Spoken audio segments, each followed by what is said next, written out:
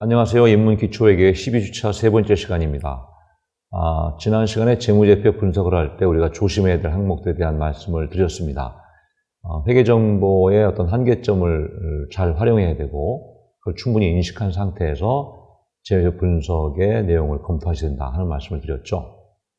자, 이번 시간에는 재무제표 분석의 실제라는 어떤 소주제를 가지고 검토를 한번 해보도록 하겠습니다. 자, 재무제표 분석에 각종 비율이 있는데 그 비율 중에 대표적인 비율들의 틀을 하나하나 좀 살펴보도록 하겠습니다.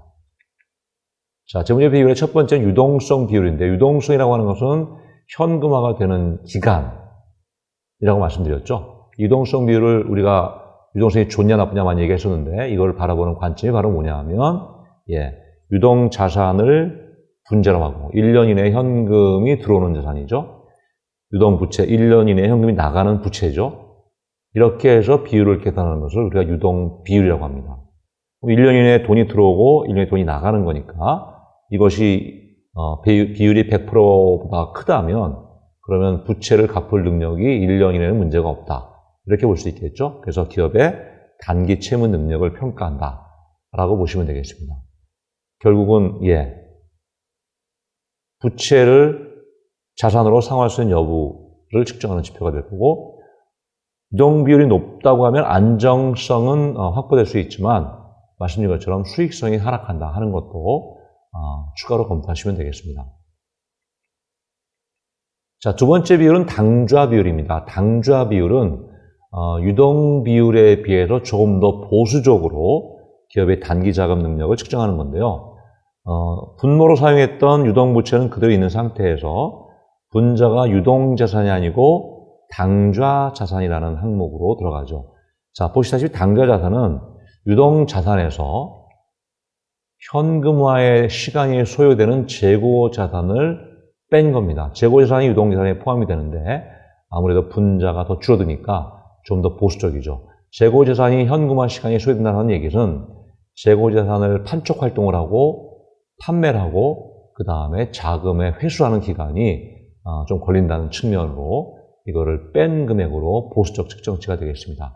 특히 금융기관들이 대출 심사를 할 때 유동 비율과 함께 단기 상환 능력을 평가할 때 가장 먼저 확인하는 비율이 바로 당좌 비율이라 하는 것이 되기 때문에 충분히 그 의미가 있다 이렇게 보시면 되겠죠. 자, 이번에 안정성 비율입니다. 자, 안정성 비율로서 부채 비율이라고 하는 게 있는데요. 부채 비율은 내 쌈짓돈, 자기 자본 대비 부채가 어느 정도가 되는가 하는 거죠. 그러니까 내 돈과 남의 돈으로 비율이 100이 넘느냐, 200이 넘느냐, 그러니 부채 비율이 300%다 하는 것은 내 돈 100원 가지고 있을 때 남의 돈 300을 쓴다. 이런 거죠.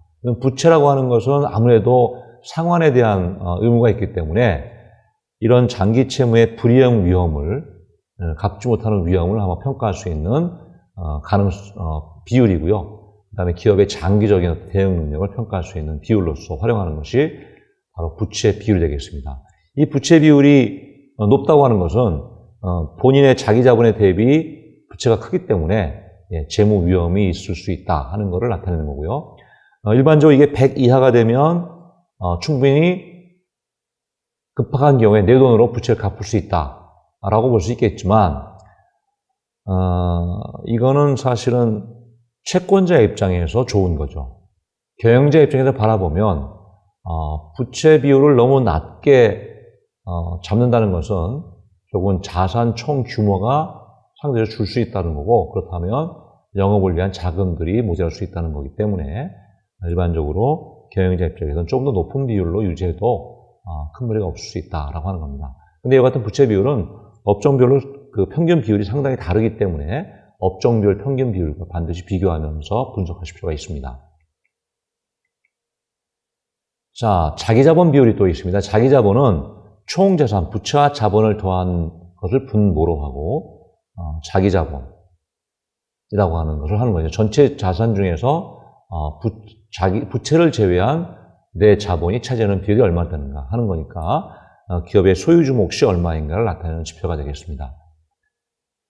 자, 이와 같은 자기자본 비율이 높다는 것은 부채가 그만큼 적다는 뜻이고, 부채가 적다는 것은 금융비용 부담이 낮다는 얘기죠. 그렇기 때문에 이것이 높다면 사실은 안정성이 높다라고 볼 수 있습니다.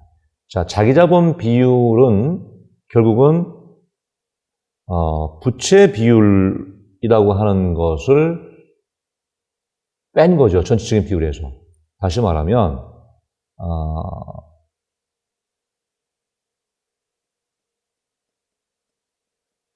자기자본과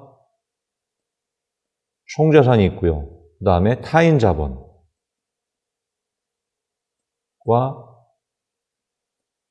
총자산이 있다면 자기자본이 자본이고 타인 자본이 부채니까 이 두 개를 더하면 분자가 자산이 되죠.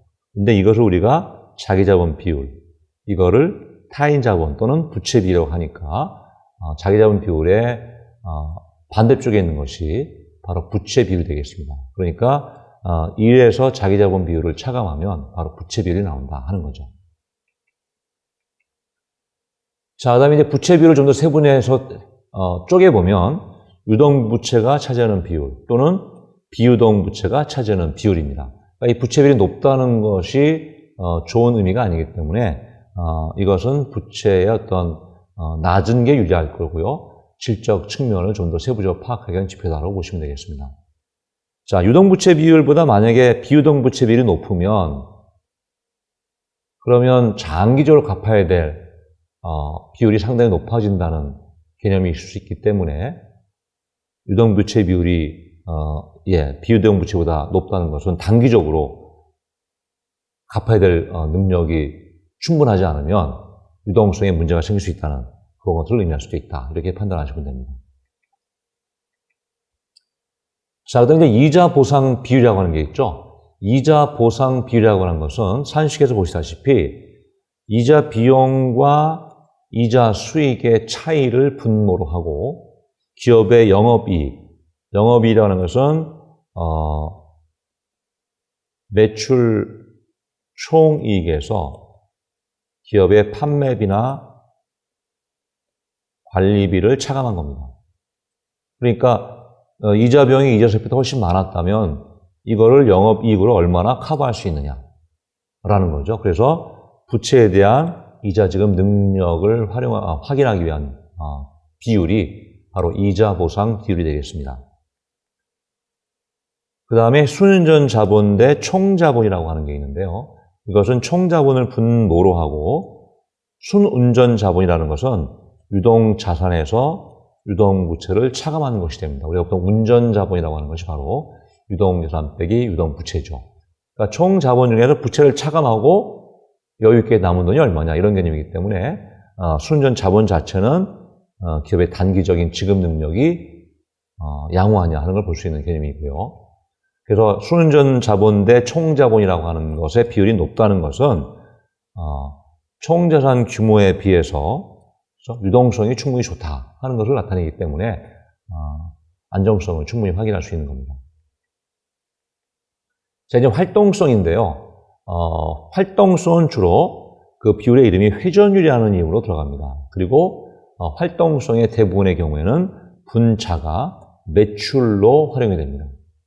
자, 매출채권 회전율이라고 하는 것은 매출채권의 용어를 분모로 활용하는 거죠. 그래서 연평균 매출채권을 가지고 매출액을 분자로 하면 매출채권의 회수 효율성이 얼마나 되느냐라고 하는 건데 여기서 연평균 매출채권은 채권에서 대손충당금을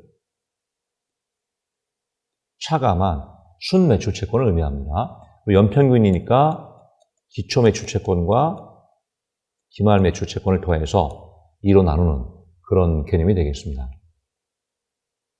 밑에 다시 나오죠. 자, 그 다음에 이와 같은 매출채권 회전율을 계산한 다음에 365일, 1년을 기준으로 분자를 활용하면 이 매출채권을 평균 회수하는 데 걸리는 기간이 얼마가 되는가 하는 걸 활용했기 때문에 기업의 자금에 대한 어떤 순환 능력도 확인할 수 있습니다. 회전율이 높다는 것은 그만큼 매출채권의 현금화되는 속도가 빠르다는 것이기 때문에 높을수록 좋은 거죠. 자, 이번엔 재고자산 회전율입니다. 자, 재고자산 회전율은 매출 원가를 분모로, 그 다음에 평균 재고자산을 분자로 하는 거죠. 재고자산은 원가의 개념이기 때문에 분자의 매출 대신에 매출 원가를 활용한다. 이렇게 보시면 되겠습니다. 역시 이것도 재고자산이 구입을 할 때 자금이 들어가니까 그 자금이 얼마나 빨리 회수되는가 하는 것을 확인하기 위한 측정 지표다라고 보실 수 있고요. 이 비율이 높다는 것은 재고자산 관리가 상당히 효율적으로 이루어지고 있다라는 것을 파악할 수 있는 거고요.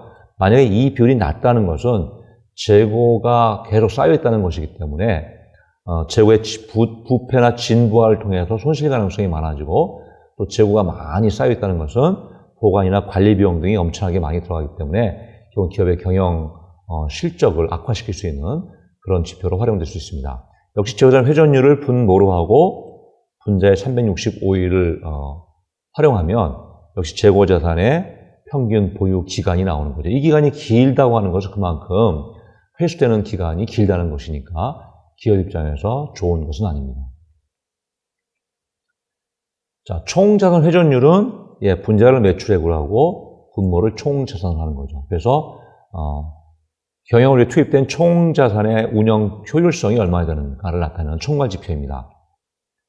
자, 그러니까 이것은 보는 관점이 두 가지가 있을 수 있는데 일정 자산 규모일 때 매출 수준이 적정한가 또는 일정 매출 규모일 때 적정한 자산 규모가 유지되고 있는가 하는 관점에서 다양하게 판단할 수가 있는 겁니다. 자, 자기자본 회전율은 자기자본의 연평균을 분모로 하고 매출액을 분자로 하기 때문에 자기자본에 대한 효율성, 이용 효율성을 측정하는 지표가 되겠습니다. 자, 이런 경우에는 매출액에 비해서 자기자본이 낮으면 분모가 작아지니까 회전율이 높아지겠죠. 근데 매출액이 작다는 것은 기업의 수익성이나 성장성에 상당히 문제가 있기 때문에 이 회전율이 높은 게 유리한 것일 수 있지만 그 내용을 잘 판단해 보셔야 됩니다. 그러니까 자기자본 회전율이 높은 경우에 활동성이 높다고 볼 수도 있지만 거꾸로는 이런 상황에서 매출액에 비해서 자기 낮은 경우에 회전율이 높다면 안정성이 상당히 떨어질 수 있기 때문에 이거는 좋다라고 그냥 직관적으로 판단하시기는 좀 무리가 있다라고 하는 거죠. 그래서 이럴 때는 안전성 지표인 자기자본 비율과 같이 비교하면서 분석을 하는 게 필요합니다. 자, 수익성 비율은 주로 이익을 기준으로 분석하는 거죠. 매출액 순이익률이라고 하는 것은 순이익이 매출액에서 얼마의 비율을 차지하는가 하는 거니까 기업의 영업활동에 최종적인 수익력을 측정하는 지표가 되겠습니다. 결국 매출액 1원당 얼마의 이익을 내고 있는가라는 걸 따지는 거죠. 그러니까 매출액 이익률이 높다는 것은 그만큼 효율적인 경영을 했다는 것이긴 하더라도 순이익은 매출만 통해서 나타나는 것이 아니고 공장을 처분하거나 또는 투자 예산을 처분함으로써 일상적이지 않은 걸 통해서 나타날 수 있기 때문에 이럴 때에 매출액 수익이 높다는 것은 일시적인 현상인 거에 불과한 거죠. 그렇기 때문에 지속적인 순이익률이 높은가를 파악하는 게 필요합니다. 자, 총자산 이익률이라고 보통 ROA라는 말을 쓰는데요. 이 ROA는 Return on Assets이라고 하는 겁니다. 자산에 대한 수익률이라고 하는 거죠. 그래서 이것은 연평균 총자산을 분모로 당기 순이익을 분자로 하는 거고요. 이걸 좀 변형시켜 보면 각각 분모 분자에 매출액을 넣어서 상계시킬 수 있겠죠. 그러면 앞에 것은 매출액 이익률로 나타나고 뒤에 것은 총자산 회전율로 나타나기 때문에 이 두 가지를 결합한 것이 바로 ROA다라고 하는 겁니다. 그러니까 이 각각의 두 가지를 보면 기업의 총자산을 활용해서 어느 정도의 수익을 창출하는가 하는 것을 바라보는 지표가 바로 총자산 이익률이 되겠습니다. 그러니까 총자산 이익률을 높이려면 둘 중에 하나를 올려야 되겠죠. 매출액 이익률을 높이거나 총자산 회전율을 높이거나 이와 같은 걸 보면서 부족한 것을 보완할 수 있겠습니다. 자, 매출원가율은 매출액에서 차지하는 매출원가의 비율이기 때문에 기업의 어떤 고유한 영업 성과를 측정하는 지표가 되겠습니다. 매출원가율이 낮다라고 하는 것은 그만큼 매출 수준이 일정할 때 비용이 많이 들어갔다라는 게 되겠죠. 또는 동일 원가 매출 수준에서 비교할 때는 판매가액이 또 지나치게 높다라고도 판단할 수가 있습니다. 그러니까 이와 같은 것을 어떤 목적으로 파악하는지를 잘 보셔야 되고요. 이 부분은 매출이라고 하는 것과 매출 원가는 사실은 장기적으로 변하지 않는 거기 때문에 다른 지표들에 비해서 장기적인 관점으로 바라보는 것이 되겠습니다. 자, 매출 총이익률은 매출액을 매출 총이익으로 비율을 분석한 거죠. 결국 이것은 1에서 매출 원가율을 차감한 것이 되겠습니다. 결국 기업의 판매나 관리 활동의 효율성을 측정하는 지표가 되고요. 경영자가 단기 순이익을 높이기 위해서 또는 낮추기 위해서 연구개발이나 광고 선정과 같은 임의적인 비용들을 줄이거나 늘리는 과정을 거쳐서 사실 이와 같은 매출액 이익률을, 매출 총이익률을 높이거나 낮출 수 있습니다. 그렇게 되면 지속적인 것과 좀 더 구분해서 판단할 필요가 있는 거겠죠.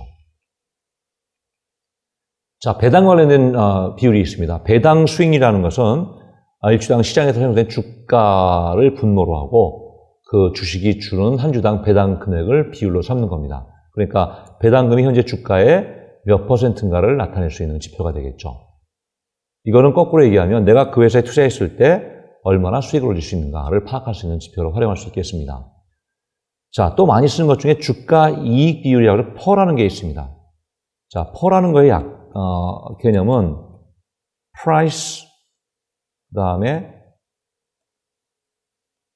earnings ratio입니다.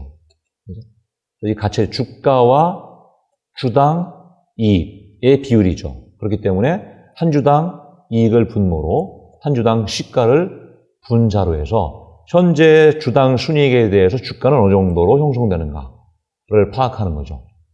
자, 이 비율이 크다는 것은 수익성 자체에 비해서 현재 시장에서 주식이 높게 고평가되고 있다라는 것이기 때문에 위험이 높을 수도 있다. 또는 결국은 하락할 수 있기 때문에 가격 변동성이 상당히 높다 하는 것으로 판단할 수가 있습니다. 일반적으로 퍼가 낮은 기업들은 저성장을 하고 있는 기업이거나 또는 성장이 완전히 돼서 성숙 산업에 있는 기업들이 대부분이다. 이렇게 판단하셔도 되겠습니다. 자, 이렇게 해서 이번 시간에 재무제표에 대한 분석을 하기 위한 각종 비율들이 어떤 것이 있고 그 비율이 어떤 의미를 갖고 있는가를 설명드림으로써 정보 이용자가 어떻게 재무제표를 가지고 경영 실적이나 또는 평가를 할 수 있는가 하는 내용들을 공부드렸습니다. 자, 다음 주에는 기업의 내부자 입장에서 정보에 대한 걸 어떻게 활용할 수 있는지 하는 내용을 가지고 공부를 하도록 하겠습니다. 수고하셨습니다.